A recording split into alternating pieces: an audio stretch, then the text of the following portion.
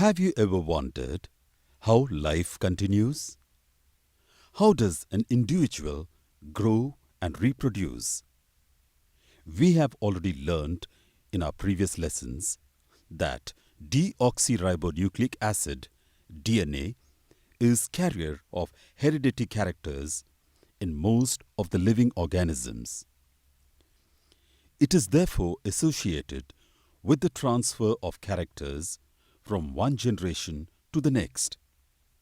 To act as the genetic material, DNA has the capability to replicate before each cell division.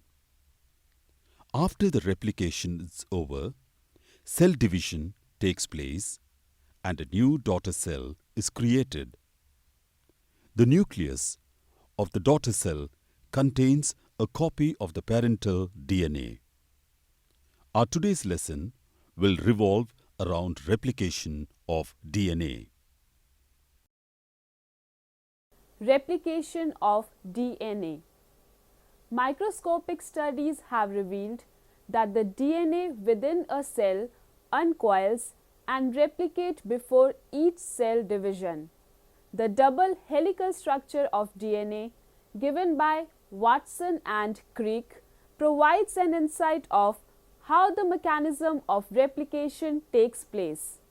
The complementary base pairing of purines and pyrimidines in two polynucleotide chains of the double helix of DNA suggests that copies of DNA are created by self-replication. In this lesson, we will learn about the mode, mechanism, and the enzymes involved in the process of replication. But before that, let me share learning objectives of today's class. Learning objectives. Upon completion of this topic, learners will be able to describe Mendelssohn's and Stahl's experiment to establish the mode of replication, figure out the functions of enzymes responsible for DNA replication, describe why the leading strand is synthesized continuously and the lagging strand is synthesized discontinuously. Explain the mechanism of replication. ਨਵੇਂ DNA double helix ਦੇ ਸੰਸ਼ਲੇਸ਼ਣ ਲਈ replication machinery complimentary base ਪੇਅਰਿੰਗ ਦੀ ਵਿਸ਼ੇਸ਼ਤਾ ਦਾ ਫਾਇਦਾ ਲੈਂਦੀ ਹੈ। ਹਰ ਇੱਕ strand ਦਾ ਨਿਊਕਲੀਓਟਾਈਡ sequence ਆਪਣੇ ਸਾਥੀ ਸਟ੍ਰੈਂਡ ਨੂੰ ਬਣਾਉਣ ਲਈ ਜ਼ਰੂਰੀ ਸੂਚਨਾ ਮੁਹੱਈਆ ਕਰਵਾਉਂਦਾ ਹੈ। DNA ਅਣੂ ਦੇ ਦੋਵੇਂ ਸਟ੍ਰੈਂਡ ਨਵੇਂ ਕੰਪਲੀਮੈਂਟਰੀ ਸਟ੍ਰੈਂਡ ਬਣਾਉਣ ਲਈ ਟੈਂਪਲੇਟ ਵਜੋਂ ਕੰਮ ਕਰਦੇ ਹਨ। ਹਰ ਇੱਕ ਟੈਂਪਲੇਟ ਅਤੇ ਇਸ ਦਾ ਨਵਾਂ ਕੰਪਲੀਮੈਂਟਰੀ ਸਟ੍ਰੈਂਡ ਮਿਲ ਕੇ ਫਿਰ ਨਵਾਂ DNA ਡਬਲ ਹੈਲਿਕਸ ਬਣਾਉਂਦੇ ਹਨ ਜੋ ਕਿ ਅਸਲ DNA ਵਰਗਾ ਹੁੰਦਾ ਹੈ। After the structure of DNA was proposed by Watson and Crick, it was established that the DNA is the hereditary material that undergoes replication before each cell division. 3 models of DNA replication were proposed. Modes of replication: conservative mode, semi-conservative mode, and dispersive mode. Let us see each mode one by one. Conservative mode. In this mode of replication, the two strands of the parent DNA uncoil and one of them serves as a template for the synthesis of a new strand. The new strand separates from the parent strand and serves as a template for the synthesis of its complementary strand. The two parent strands recoil.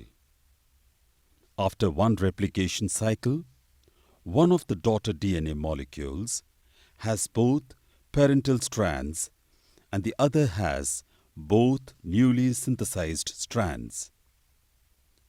In this type of replication, the integrity of the whole parental double helix is conserved in the replication process. Therefore, this process is termed as the conservative mode of replication. This is parent strand and this is newly synthesized strand. Semi-conservative mode. This mode of replication was favored by most scientists. Watson and Crick also supported this model. In this model, the two strands of a double helix separate and act as a template for the synthesis of new complementary strands. After the completion of one replication cycle, each daughter DNA molecule has one parental and one newly synthesized strand. As half of the parent DNA molecule remains conserved after each replication, this mode has been termed as the semi-conservative mode of replication. One of the strand in a newly synthesized DNA is parental strand, whereas other strand is newly synthesized strand. Dispersive mode. In this type of DNA duplication, the two strands of the parent DNA break down along with their length into small pieces. Each piece then replicates independently to synthesize its complementary strand. The parental and new strands then join together randomly to form two daughter DNA molecules.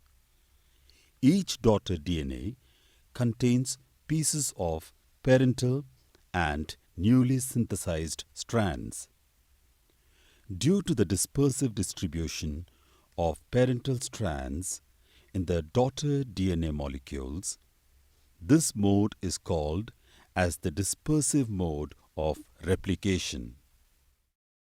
Before moving further, let us take up this assessment question.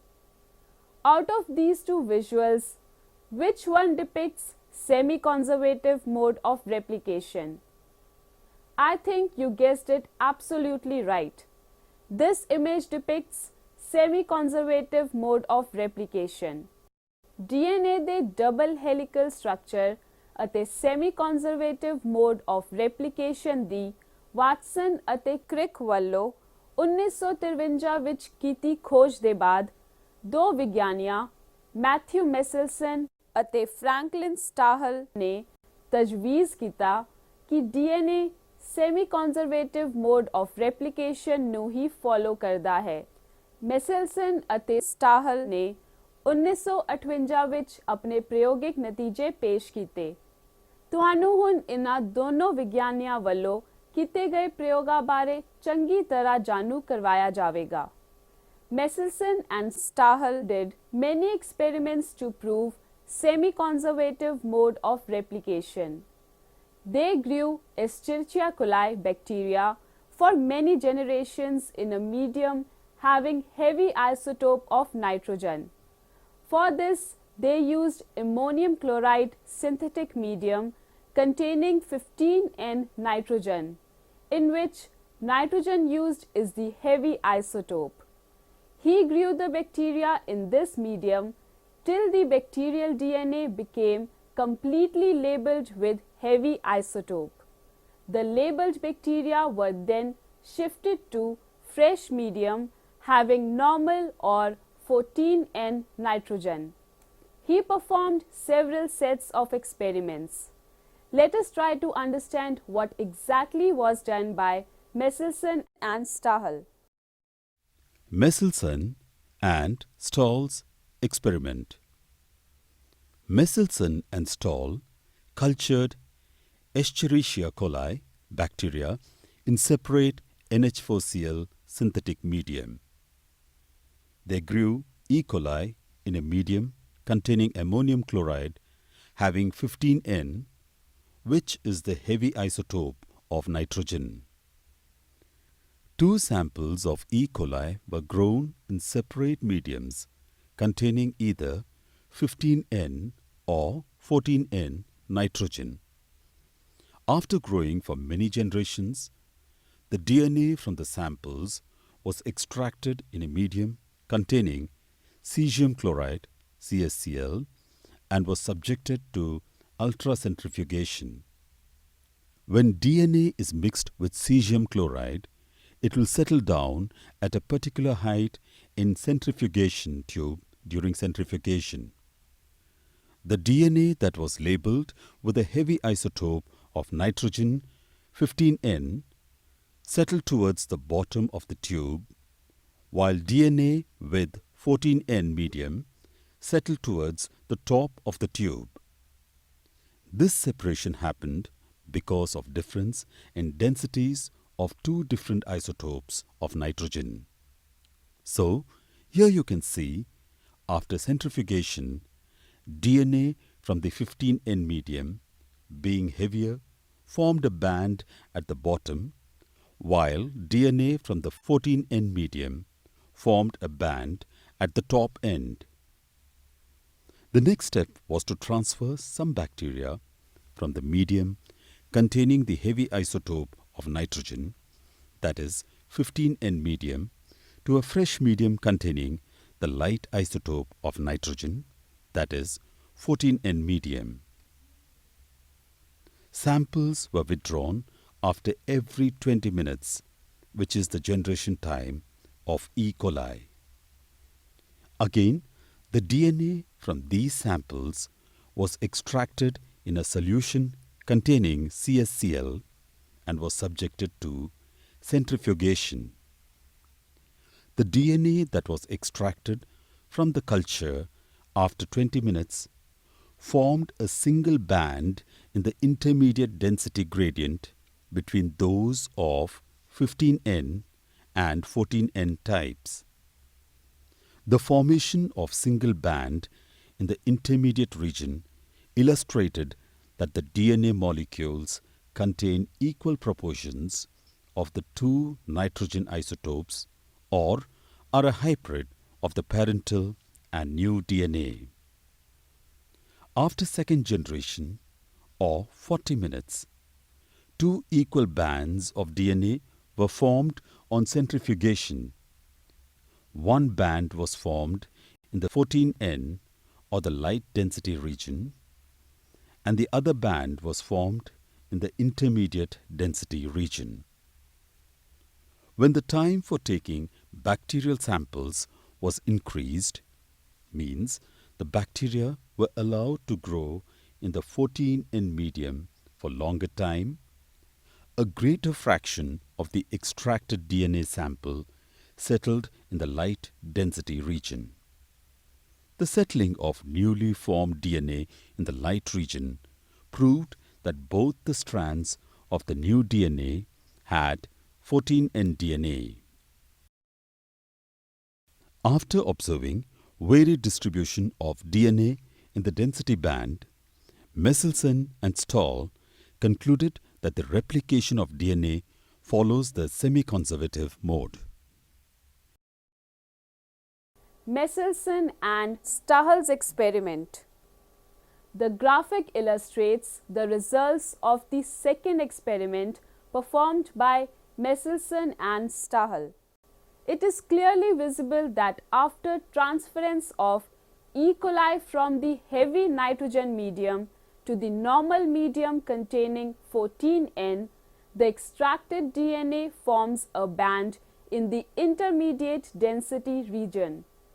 After the second generation, two bands of equal width are observed. One band is formed in the intermediate density region and the second in the low density region. The formation of two bands of equal width indicates that half of the DNA is in hybrid form while the other half is newly synthesized. After the third generation, again two bands are formed, but the width of low density DNA is more than that of intermediate density. This indicates that after the third generation, newly synthesized DNA with 14N was more than the amount of parental DNA. Therefore, Messelson and Stahl concluded that the mode of replication is semi-conservative. Now let us start with actual process of DNA replication. Enzymes involved in replication. Replication starts with the opening of two strands of DNA. It involves breaking of hydrogen bonds that bind the two strands of DNA. Many enzymes participate during this process. Let us understand with the help of video. Enzymes involved in replication. The process of replication first starts when an enzyme which breaks the very weak chemical bond between the two polynucleotide chains. The DNA strand is broken exactly in the middle by the action of helicase protein. The newly separated polynucleotide chains now become templates to form two new strands of DNA. As the strands unwind, another enzyme, gyrase, comes to prevent accumulation of twists. Another set of enzymes, single-strand binding SSB protein, bind to the unbound strands and prevent their reannihilation. The synthesis of DNA is governed by an enzyme called DNA polymerase, but the process is initiated by another enzyme called primase, which synthesizes a short RNA strand that acts as a primer for the synthesis of the DNA strand. After the replication is completed, the RNA primers are removed from the strand and the gaps in the strands are filled by an enzyme called DNA ligase. Next, we will discuss the mechanism of replication. Replication in action. To begin the process of DNA replication, the two double helix strands are unwound and separated from each other by the helicase enzyme. The DNA double helix does not separate in its entire length because of the requirement of a large amount of energy to do so. Therefore, the helicase enzyme untangles small segments of DNA where replication occurs. Let us see it.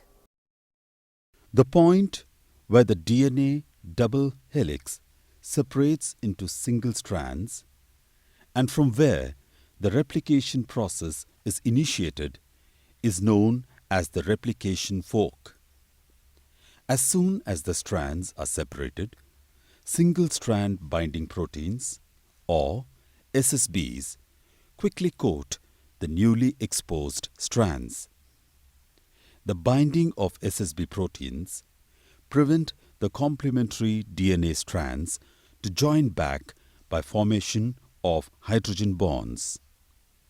The two separated single strands act as template for the production of new complementary strands. DNA polymerase catalyzes the polymerization of deoxyribonucleotides that are complementary to the template strands. These enzymes are highly efficient enzymes as they have to catalyze polymerization of a large number of nucleotides in a very short duration. They require a primer which is synthesized by an enzyme called primase. Primase creates a short RNA primer at the replication fork, which is elongated by the DNA polymerase enzyme. DNA polymerase catalyzes the addition of deoxynucleoside triphosphates that are complementary to the template strand. The D-nucleosides are added to the 3' end of the RNA primer. Addition of each nucleoside to the 3' end is accompanied by a hydrolysis reaction that releases a pyrophosphate group. The chain elongation takes place in the 5' to 3' direction. Two polymerase enzymes are required, one for each parental DNA strand. Due to the anti-parallel nature of the DNA strands, the polymerase enzymes on the two strands start to move in opposite directions. Because of the 5' to 3' directionality associated with the polymerase enzyme, replication is continuous on the template strand that has the 3' to 5' polarity, while on the other template strand that has the reverse polarity of 5' to 3', replication is discontinuous. So, the DNA replication is semi-discontinuous. The polymerase working on the 5' to 3' template soon runs into the primer of the previously sequenced fragment. It therefore releases the DNA strand and moves further upstream to begin extension from another RNA primer. The continuously synthesized strand is known as the leading strand, while the strand that is synthesized in short pieces is known as the lagging strand. The short stretches of DNA that make up the lagging strand are known as Okazaki fragments. After the replication of the fragment of DNA that was untwined by helicase is over, the RNA primers are removed and the short Okazaki fragments are joined together by DNA ligase that joins together the 3' end of one fragment to the 5' end of next segment.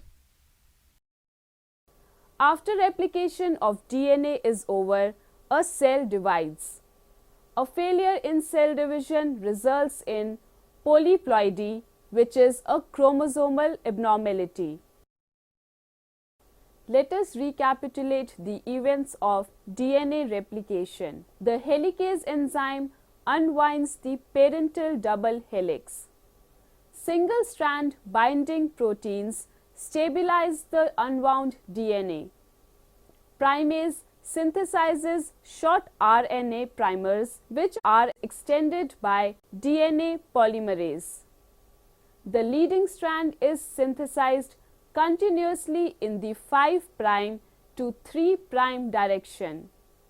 The lagging strand is also synthesized in the 5' to 3' direction but discontinuously.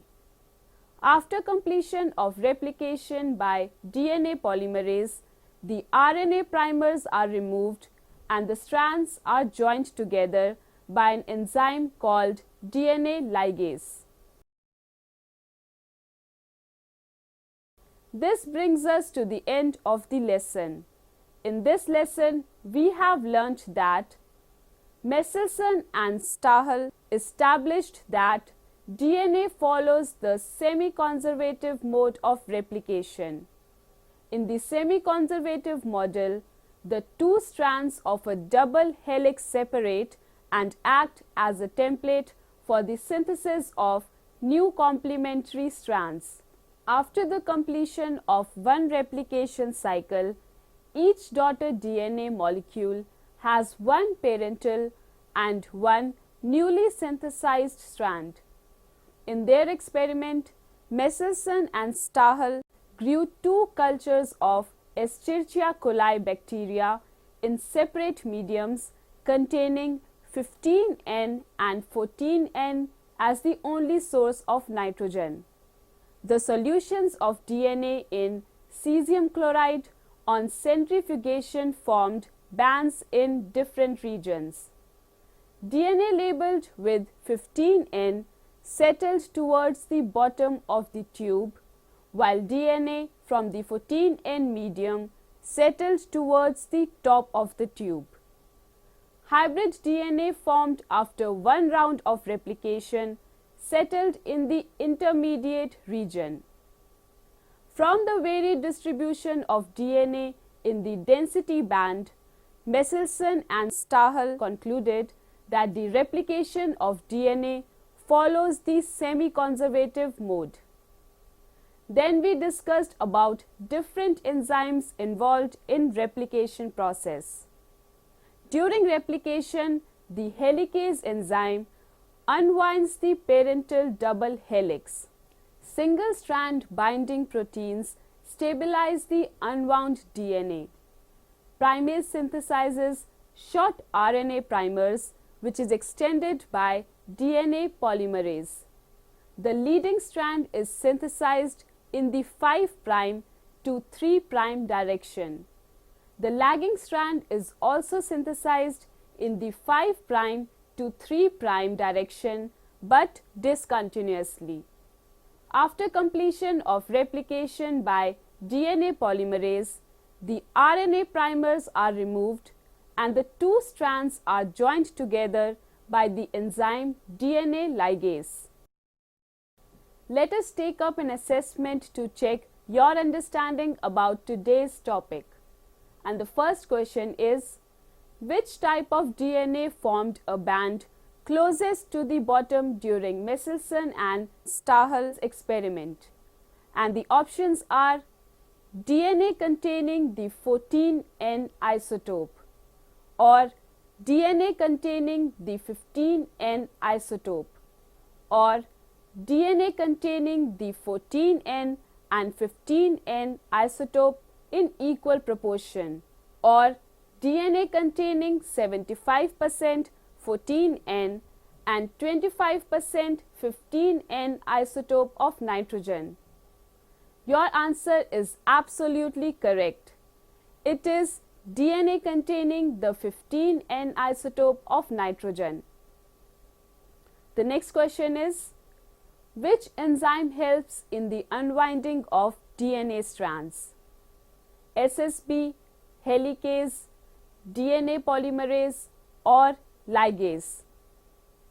You have got it right. The correct answer is helicase. The next question is, which of the following must happen first for DNA replication to occur? And the options are, DNA polymerase binds to the leading strand.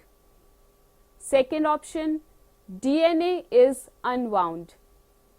Third option, hydrogen bonds form between bases.